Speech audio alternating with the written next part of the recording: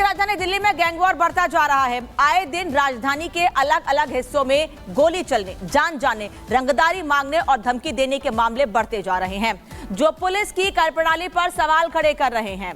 Police इन पर नकेल कसने की नाकाम कोशिश तो कर रही है और यही वजह है, इनकी नाकाम कोशिशों के कारण ही गैंगस्टर्स के हौसले बुलंद होते जा रहे हैं और हर रोज ऐसी घटनाएं लगभग सामने आ रही हैं।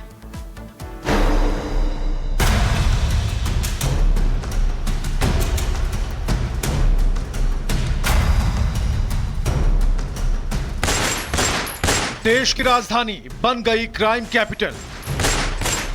जी हां, पिछले 10 दिनों में अचानक से दिल्ली में अपराध का ग्राफ बढ़ा है। सिर्फ बीते 10 दिन के अंदर राजधानी के अलग अलग इलाकों में अंजाम दिए गए वारदातों पर अगर नजर डालें तो आंकड़े हैरान करते हैं। दिल्ली दहशत में आ गई है। हालात ऐसे हैं कि पुलिस पूरी तरह नाकाम नजर आ रही है और अपराधी बेलगाम, जबकि दिल्ली के लोग सवाल पूछ रहे हैं, दिल्ली को दहलाने वाले कौन हैं? क्या दिल्ली में गैंगवार ओपन है? कौन है जो दिल्ली की कानून व्यवस्था को चुनौती दे रहा है? जी हां, सिर्फ शुक्रवार रात से लेकर दिल्ली में अंजाम दिए गए शनिवार तक की आपराधिक घटनाओं पर नजर डालें तो सिर्फ पिछले 2 दिन में दिल्ली में फायरिंग की 3 घटनाएं सामने आई, जिनमें 2 लोगों की मौत हो गई, जबकि गोलीबारी में 3 लोग घायल हो गए। पिछले 10 दिनों में हुए कुल 8 गोलीबारी की घटनाओं पर नजर डालें तो अब तक 6 लोगों की जान चली गई है। इसे लेकर अब पूरी दिल्ली ये सवाल पूछ रही है कि यह दिल्ली में गैंगवार चल रहा है या ये घटनाएं आपसी रंजिश का परिणाम है। मुंडका में मारे गए शख्स को लेकर अब तक जो जानकारी सामने आई है, उसके मुताबिक शनिवार रात मुंडका में जिस अमित नाम के शख्स की हत्या हुई, उस वारदात को बाइक सवार बदमाशों ने अंजाम दिया। अपराधियों ने मौके वारदात पर 6 राउंड फायरिंग की। मारा गया युवक कुछ रोज पहले जेल से बाहर आया था। मृतक लूट के मामले में तिहाड़ जेल में बंद था।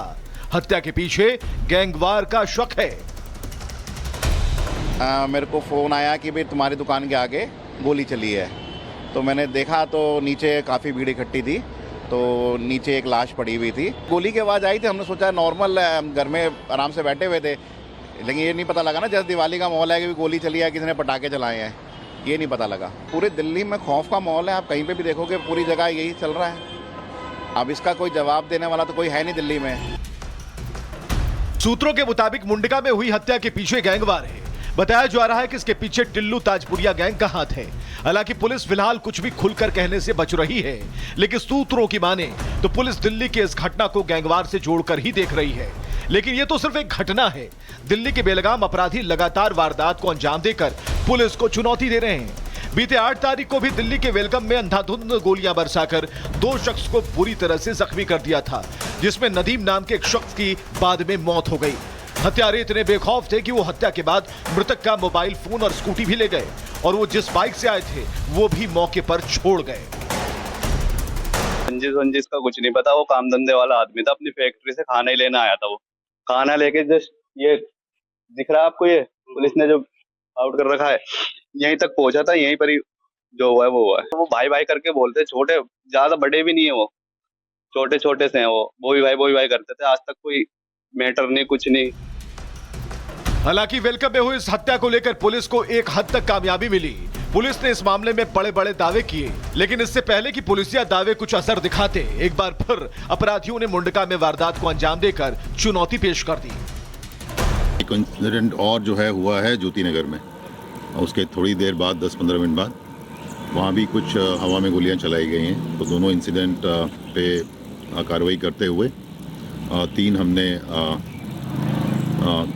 अक्यूज पर्सन्स को पकड़ लिया है और अभी आगे की जांच चल रही है। जाहिर है, महज 10 दिन के अंदर अंजाम दी गई एक पर एक 8 आपराधिक वारदातें सीधे दिल्ली पुलिस को चुनौती देती हैं।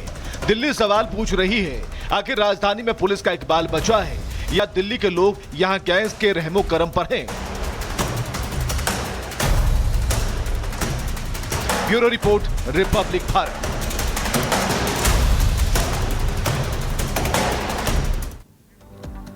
और दिल्ली में हालात तो ये हैं कि दिवाली के दिन भी बिल्कुल घर के सामने एक शख्स की जान ले ली जाती है और पुलिस हाथ पर हाथ धरे बैठी रहती है। अब आपको ये बताते हैं कि हम क्यों कह रहे हैं कि 10 दिनों में अलग अलग 8 शूटआउट की घटनाएं सामने आई और पुलिस हाथ पर हाथ धरे बैठी है। अभी 9 नवंबर की बात कर लेते हैं, मुंडका इलाके की, जिसका भी रिपोर्ट भी आपने देखी है, जहां पर गोली मारकर हत्या का मामला सामने आया है। वहीं 9 नवंबर को ही एक ही दिन में ज्योति नगर में फायरिंग से दहशत फैल गई है, लोग डरे हुए हैं। डराने के लिए मंशा से ही ये फायरिंग की गई थी। 8 नवंबर को वेलकम नगर में गोली मारकर एक शख्स की हत्या कर दी गई और उसके 2 दिन पीछे जाते हैं तो 6 नवंबर को छावला मारुति वर्कशॉप पर ताबड़तोड़ फायरिंग की गई और 5 करोड़ की रंगदारी मांगी गई है। उसी 6 नवंबर को मीराबाग राज मंदिर मार्केट में दिन दहाड़े फायरिंग की घटना सामने आती है। फिर थोड़ा 2 दिन पीछे जाएंगे आप तो 3 नवंबर को शादरा में युवक की गोली मारकर हत्या कर दी जाती है। एक दिन पहले 2 नवंबर को सोनिया विहार में आपसी विवाद में गोली मारकर हत्या कर दी जाती है, जिसमें एक शख्स की मौत हो जाती है। 31 अक्टूबर दिवाली का दिन, जिसने सबको चौंका दिया। शादरा में दिवाली की रात को डबल मर्डर होता है, चाचा भतीजे की गोली मारकर घर के सामने हत्या कर दी जाती है। सीसीटीवी में मामला कैद होता है, लेकिन पुलिस उस वक्त भी सक्रिय नहीं होती, जबकि त्योहारों पर पुलिस चाक चौबंद व्यवस्था की बात करती है। और इस वक्त वहां से होगी जतिन जुड़ रहे हैं, सीधे जतिन का रुख कर लेते हैं, जो लगातार ऐसे मामलों पर अपडेट हम तक पहुंचाते रहे हैं। जतिन, कई ऐसे गैंग है दिल्ली में जो सक्रिय हैं और इस बात से इनकार नहीं किया जा सकता है कि पुलिस की नाक के नीचे ये लोग ऐसी घटनाओं को अंजाम देते हैं और 10 दिन में 8 ऐसी घटनाएं। आगे क्या होगा भगवान मालिक है।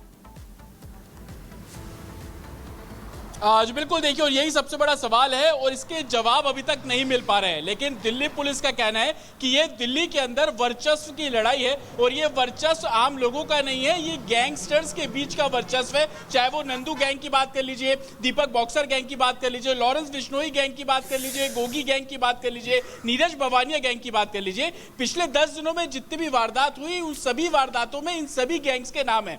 एक गैंगस्टर दूसरे को एक्सटॉर्शन मनी के लिए कॉल करता है, जैसे ही दूसरे गैंगस्टर को पता लगता है तो वो उसकी शॉप पर, उसके दफ्तर पे फायरिंग करा देता है। तो कहीं ना कहीं सब अपने आप को ऊपर रखने की कोशिश और दिल्ली में अपना वर्चस्व कायम करने की जो कोशिश है वो लगातार की जा रही है। दिल्ली की क्राइम ब्रांच हो, दिल्ली पुलिस की स्पेशल सेल हो और डिस्ट्रिक्ट लेवल की पुलिस इस पूरे मामले में छानबीन कर रही है। पुलिस भले ही छानबीन कर रही है जतिन, दावे जरूर करती हो, लेकिन पुलिस के दावे खोखले हैं क्योंकि लगातार ऐसे मामले सामने आ रहे हैं जिससे दावों पर सवाल खड़े हो रहे हैं। और आपको मिर्जापुर लिए चलते हैं, जहां मुख्यमंत्री योगी आदित्यनाथ कुछ बोल रहे हैं।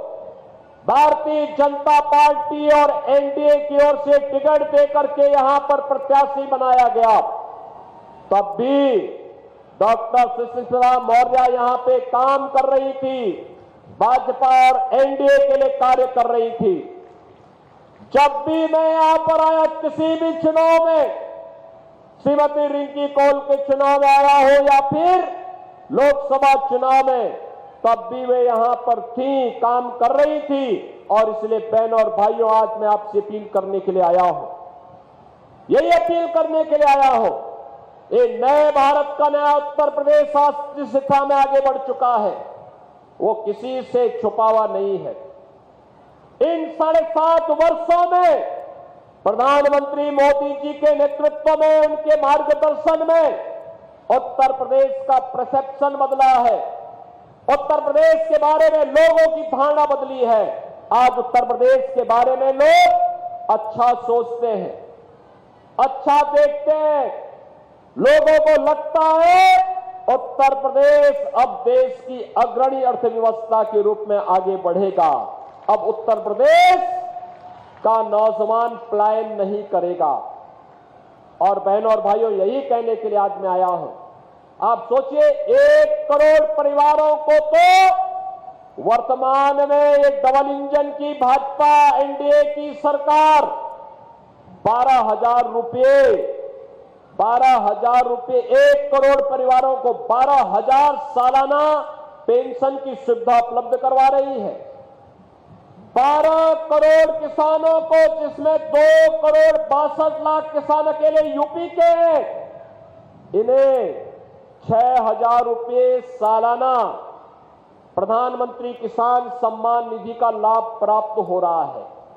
बहनों और भाइयों, भारतीय जनता पार्टी और एनडीए आप सबकी ताकत के बल पर विकास और विरासत का जो मॉडल खड़ा कर रही है, इसी में आने वाली पीढ़ी का भविष्य उज्जवल बनने वाला है।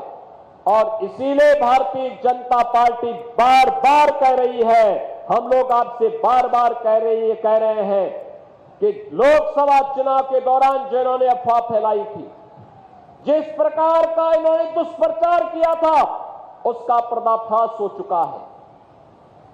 चुनाव संपन्न हो गए, मोदी जी तीसरी बार प्रधानमंत्री बन गए। तीसरी बार प्रधानमंत्री बनने के बाद भी आज भी बाबा साहब भीमराव अंबेडकर के द्वारा बनाया गया संविधान वैसे ही है। आज भी इसी प्रकार का सम्मान सबको प्राप्त हो रहा है। कई आरक्षण समाप्त नहीं हुआ है।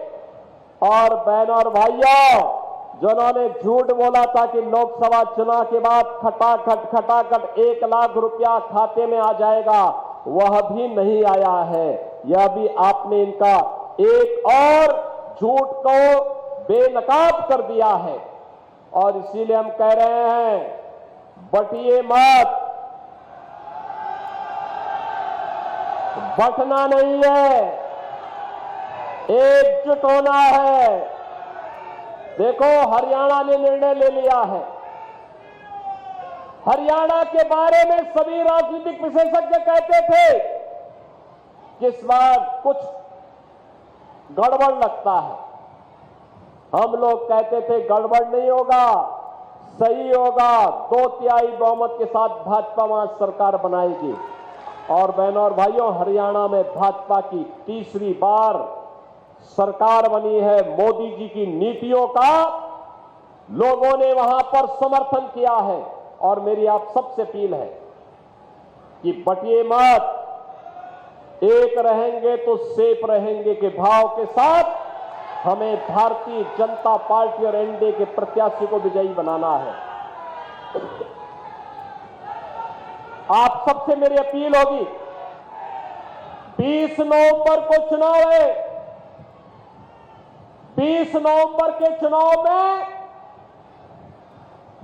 भारतीय जनता पार्टी, अपना दल, निषाद पार्टी, राजभर पार्टी के संयुक्त प्रत्याशी श्रीमती सुष्मिता मौर्य को कमल चुनाव चिन्ह पर